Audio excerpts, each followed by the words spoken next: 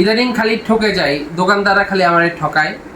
তো আজকে এই লেবুটা কিনছি 2 দিন আগে, একটা লেবু 30 টাকা করে। এখন আমার এই যে লেবুওয়ালা বাবা বলছে যে এটা ভালো লেবু, মিষ্টি লেবু, ভালো হবে।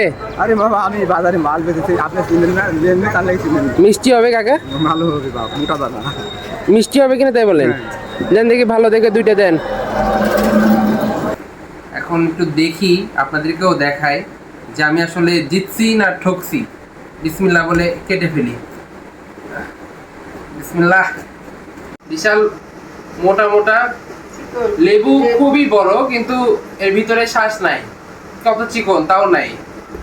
দেখা যাক, খেতে ভালো হলেই ভালো। লেবু চিকন হোক সেটা নিয়ে কোনো ইস্যু নাই, যদি খেতে ভালো হয় তাহলেই ভালো আর কি।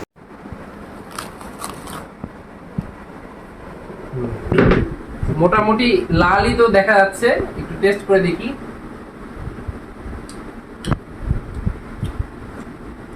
কোনো মিষ্টি না, কোনো কিছুই না। এটা আসলে কি বলবো, যে ইউজলেস।